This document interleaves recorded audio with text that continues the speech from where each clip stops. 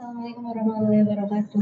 Selamat malam untuk Ibu Anggia Ivyatarini MPD dan rekan-rekan mahasiswa sekalian.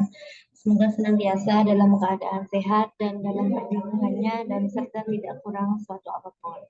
Sebelumnya perkenalkan, nama saya Isi Aisyah dengan nomor NPM 202015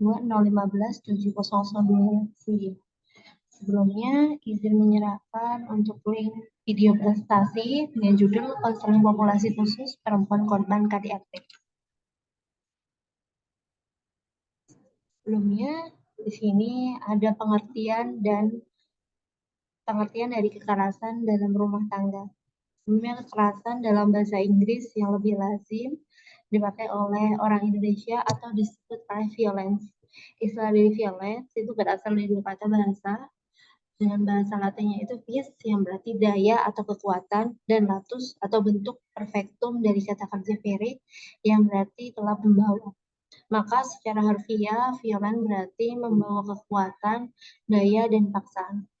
Kekerasan dalam rumah tangga adalah setiap tindakan kekerasan verbal maupun fisik ataupun pemaksaan dalam setiap tindakan kekerasan verbal dan ancaman pada nyawa yang dirasakan pada seseorang perempuan.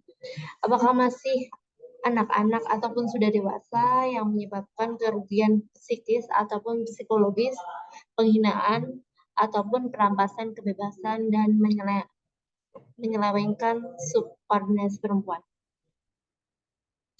Sebelumnya, untuk slide berikutnya, ada definisi dari kekerasan dalam rumah tangga. Undang-Undang Nomor 23 yaitu tahun 2004, yaitu kekerasan dalam bentuk rumah tangga adalah setiap perbuatan terhadap seseorang, terutama perempuan, yang berakibat timbulnya kesengsaraan atau penderitaan secara fisik, seksual, psikologis, dan menelantarkan rumah tangga. Termasuk ada ancaman juga untuk melakukan perbuatan pemaksaan atau perampasan kemerdekaan secara melawan hukum dalam lingkup rumah tangga.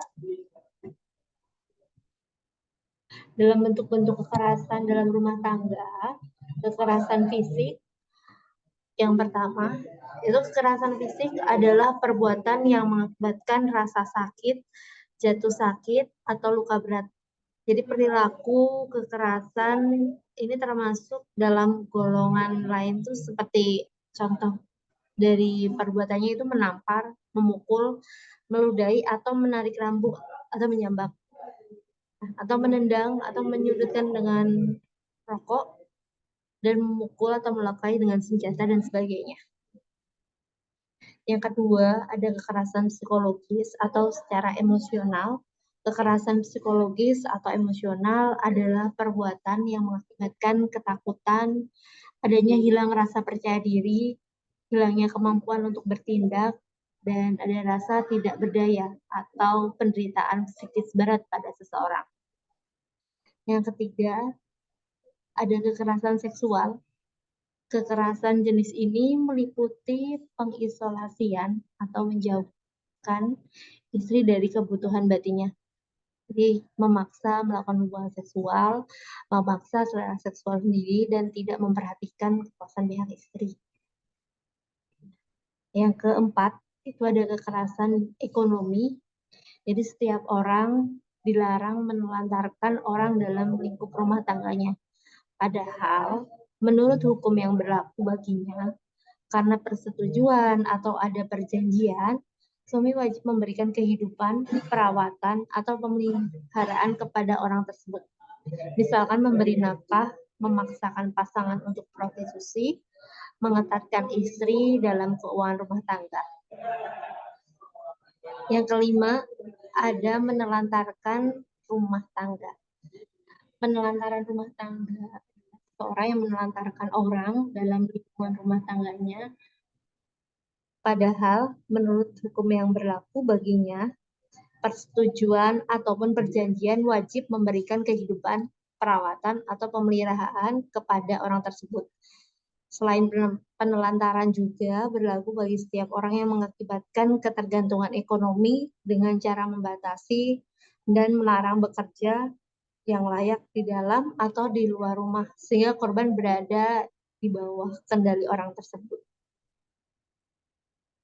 Gejala apa saja sih yang membuat kekerasan dalam rumah tangga itu bisa terjadi? Yang pertama itu ada merasa rendah diri. Nah, yang kedua itu cepat atau penuh rasa takut, sedih, dan putus asa. Nah, yang ketiganya ada terlihat lebih tua dari usianya, dan yang keempat itu bersikap agresif tanpa penyebab yang jelas. Nah, sebelumnya saya sudah ada data dari klien untuk dari karakternya itu kita sebut saja dengan namanya inisialnya itu DA, usianya itu 22 tahun, jenis kelamin perempuan, alamatnya di Perumahan Auri di Bekasi. Sebenarnya jenjang pendidikannya itu SMP dan pekerjaannya ibu rumah tangga. Ada deskripsi karakter dari klien. DA adalah seorang ibu rumah tangga yang tinggal di daerah Perumahan Auri Bekasi. DA ini tinggal bersama suami dan anaknya yang baru berusia 3 tahun. Suami DA sehari-harinya bekerja sebagai ojek online dan pendapatannya itu tidak menentu. Jadi kadang dapat banyak, kadang tidak dapat banyak. Nah, jadi yang mengakibatkan seringnya suaminya itu melakukan kekerasan kepada DA. DA pernah nih ingin ikut membantu juga suaminya supaya bisa memperbaiki keadaan ekonomi dengan cara berdagang. Namun dari respon suaminya malah ditolak karena alasannya menurut pandangan dari suaminya membuang-buang waktu dan menurut suaminya lebih baik istri tidak usah mencari uang. Pada kenyataannya kan malah yang sering terjadi itu sering adanya adu mulut dan kurang komunikasi dengan suaminya sehingga sering dari suaminya itu merasa emosinya naik dan lalu terjadilah adanya kekerasan dengan cara memukul DA hingga DA pernah mengalami luka-luka. Dari layanan BK yang diberikan, di sini ada layanan konseling individu dan layanan konsultasi dan layanan mediasi. Jadi, dari kasus DA tersebut, bisa kita simpulkan kalau dari solusi mengatasi kekerasan dalam rumah tangga, yang pertama itu perlunya keimanan yang kuat dan akhlak yang baik dalam berpegang teguh pada agamanya. Sehingga kalau dari kekerasan ataupun rumah tangga itu tidak terjadi dan dapat diatasi dengan baik dan penuh kesabaran. Yang kedua itu harusnya ada tercipta kerukunan dan kedamaian dalam sebuah keluarga. Karena dia sendiri ini komunikasi, masalahnya dari komunikasi dengan suaminya ya. Dari suaminya ini terlalu ingin menurut suami dari DA ini lebih baik kodrat dari seorang istri itu tidak bekerja. Namun dari sisi ekonominya, dari ekonomi dari suami DA itu kadang pendapatannya juga tidak menentu. Nah, jadi ada butuh merasa saling pengertian dan saling menghargai sebagai antara anggota keluarga. Karena rumah tangga kan dilandasi dengan rasa saling percaya.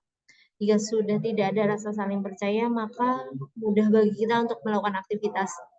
Jika tidak ada rasa kepercayaan, maka akan timbul sifat cemburu yang lebih terasa curiga. Jadi sebenarnya dari seorang istri juga harus mengkoordinasi berapa keuangan yang ada atau pendapatannya berapa.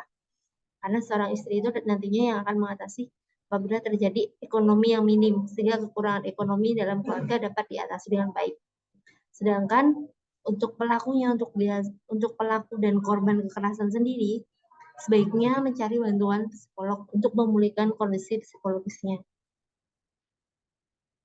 Nah, kalau dari bagi istri sendiri yang mengalami kekerasan, perlu menjalani terapi kognitif ataupun belajar berperilaku secara asertif. Nah, kesimpulan dari konseling populasi khusus itu dapat diartikan merupakan permasalahan yang sering terjadi di dalam rumah tangga. Yang dibutuhkan itu ketegasan dari kepala rumah tangga dalam kasus ini. Oleh karena itu, harus dilakukan pencegahan secara dini, pendidikan agama, dan pengalaman ajaran agama di rumah tangga yang harus diterapkan oleh kepala rumah tangga.